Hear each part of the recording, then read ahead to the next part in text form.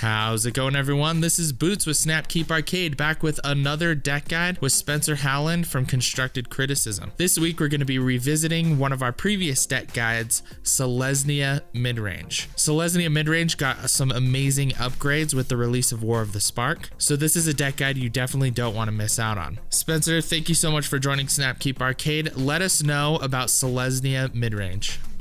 Yeah, so this is a deck that we did a deck tech on a while back, where I was having a lot of success with a On Serra's Wings, Carnage Tyrant, Adanto Vanguard deck.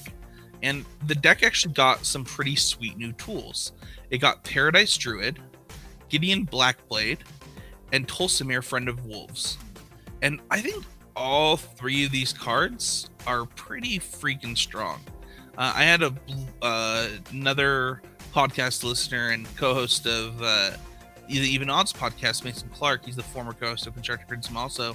He has been playing this deck, and he got to put it on Serra's Wings on a Paradise Druid and was like, oh, this is strong. Because what Paradise Druid has hexproof as long as it's untapped, and On Serra's Wings gives it vigilance. It's not your favorite card to put the On Serra's Wings on.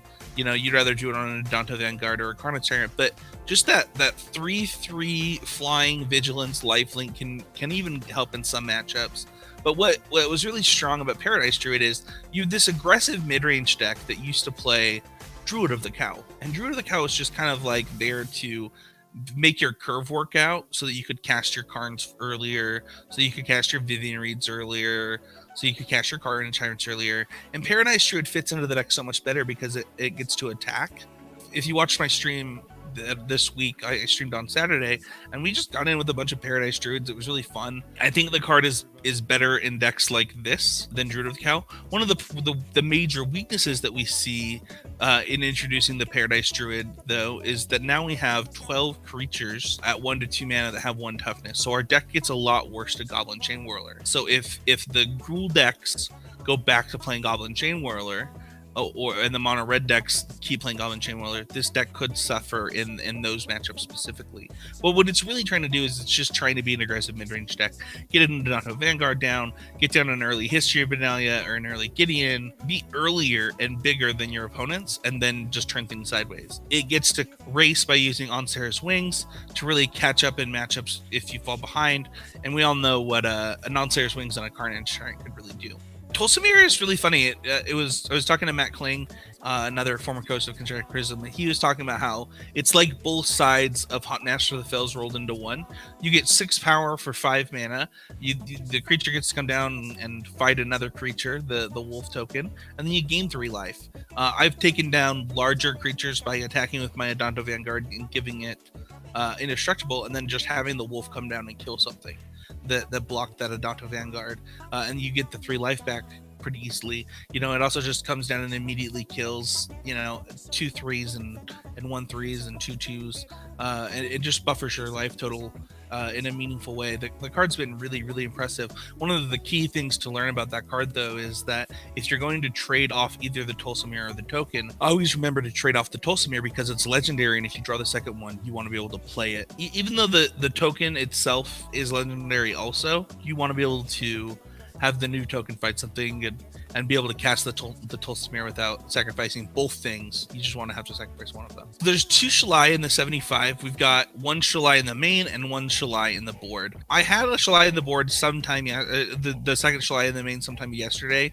The thing is, what's really important about this deck is the number of Karns and Shalais between the two of them. Their advantages for different types of games. This deck is actually really, really good at protecting its Planeswalkers, protecting its Karns and its Vivien Reids. And because of that, I find that Karn is better suited for the main deck. But the games where Shalai is good, Shalai is one of the best cards in your deck. You just get to start pumping your team. I had a huge Shalai yesterday, all the way to 5 toughness, or all the way to 6 toughness. Was really able to make my team very large. Paradise Druid, once it gets big, is a pretty big threat. Obviously, Adanto Vanguard is the same thing.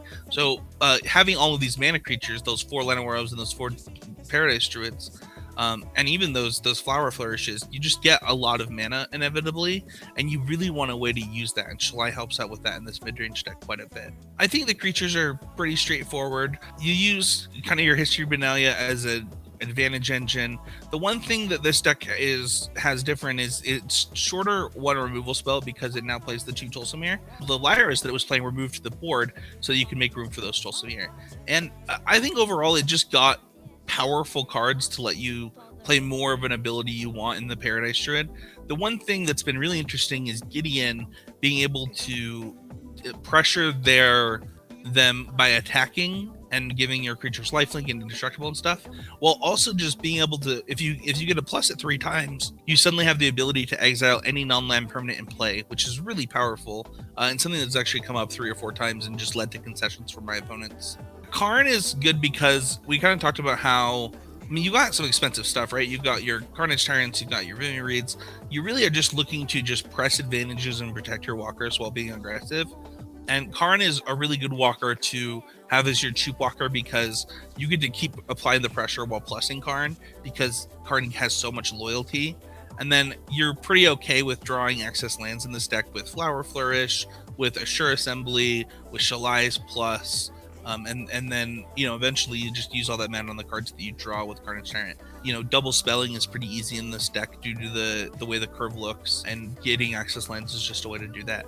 Karn, also sometimes you're going to hit double spell and then your life is going to be really good. One of the funny things is I think Vivien Reid is still, while Sultai is on the decline, I think Vivien Reid is still just an insane magic card, and getting to play with Vivien Reid again is just super fun and powerful. So we have 2 Baffling End and 2 Ixalan's Binding in the main. We have another Ixalan's Binding and another Baffling End in the sideboard, as well as 2 Crawl Harpooners, depending on the matchups that you're playing in. So that is probably the biggest weakness of the deck, is all your removal is sorcery speed. It's also all kind of clunky, and you really have to use them as either tempo spells or as, you know, impactful things that you're doing. It also means that you're probably trading off your History of Benalia tokens pretty often, using them as ways to protect your walkers and grind out an advantage. Well, the other thing you see is an Assure Assembly. So you have a combat trick in the deck that's not pretty typical, but being able to give a plus creature +1/+1 counter and indestructible to trade one of your creatures for the Assure, and then have one of your creatures left around is pretty big. Ixalan's Binding has actually just been really good. You know, being able to exile planeswalkers in this deck is really powerful. You know, if you get a Vivien Reid with it, they probably can't kill the Ixalan's Binding later. If you're able to get Teferi, so they can't cast more Teferis long term. It also answers enchantments, so it's really versatile. The deck used to play 3 in the main deck. Moving 1 to the board was, you know, to make room for some of the other stuff you're doing, but I'm really impressed with that card. So Flourish is kind of for mana considerations. You don't actually want that too many lands, and Flourish lets you play basically an Evolving Wilds for your deck plus Flourish on the back end. There's a lot of games where you can end up with, you know, 2 Llanowar Elves and a Paradise Druid and a couple of Night tokens in play, and you really want to be able to push through once that happens. So being able to Flourish on the having a land basically that is also a top deck in those situations, that's pretty good, is really powerful. The Assemble has been pretty good. It is an instant, so you're able to do it at an end step when they're not expecting it for like a History of Benalia.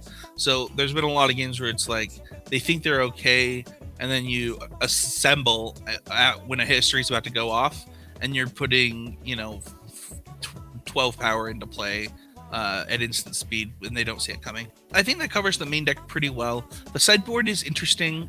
We have the Shalai we talked about, the Binding we talked about, and the Baffling End we talked about. We have 2 Lyras in the sideboard. Between those and your Tolsimirs and your removal suite, I think you are able to beat the aggro decks. It just gets a little bit harder depending on if they're playing Chainwheel or not. You have Tocatli Honor Guard, Crawl Harpooner. That's kind of different cards that are high impact in different matchups. Tocatli Honor Guard is really good at stopping the Explore decks, which is something that you might have to worry about because you don't have that many Baffling Ends. And then Crawl Harpooner is just kind of an MVP in Mono Blue. One of the reasons that I put this deck down is because Mono Blue was such a bad matchup. And if I had known about Crawl Harpooner, I think I could have fixed the matchup before and been able to salvage something that was a way to keep this deck going. Johnny is very specifically for control decks, and then sometimes for Sultai decks if you're on the play. You really just want to be able to pressure your opponent, get back cards with the minus ability. Getting back into Adanto Vanguard against control is just really powerful. And then I think Settle the Wreckage is one of the more interesting cards in the sideboard. It has not been as good this time around as it was before. It's something I might consider replacing. One of the reasons is just because Gruul has become so popular that Gruul Spellbreaker, you just can't kill Gruul Spellbreaker boards with it. And for that reason, it's something that I'm considering replacing. But, you know, against something like Green White tokens or Mono White aggro, it's MVP for sure. The Knight of Autumns are another one that's been interesting because you have these used to be in the main deck for what it's worth, and because Gideon's so good, you know, the Gideon's kind of replaced it. And I'm not sure how many enchantment removal spells you need in your deck. I'm not sure if Knight of Autumn is the right one right now, but it is one that I'm playing that, and it's been okay. You know, it comes down. You definitely need cards for the Search for Escanta decks that play Wilderness Reclamation, and Knight of Autumn does a good job of both being an aggressive card and also killing those enchantments. I would encourage you to watch the previous deck tech also on this deck that went into the origins of the deck, so you can kind of get, you know, double the understanding of what's going on and what we're working on. But I think the deck's really fun, and it's one that I'm considering for this MCQ coming up in Boise. Thank you so much to Spencer Howland for joining Snapkeep Arcade yet again for another deck guide. You can check out all of his amazing work at www.constructedcriticism.com. And if you enjoyed this video, please hit that subscribe button and hit that bell icon to get notified whenever we upload a new video. This has been Boots with Snapkeep Arcade. Thanks for watching.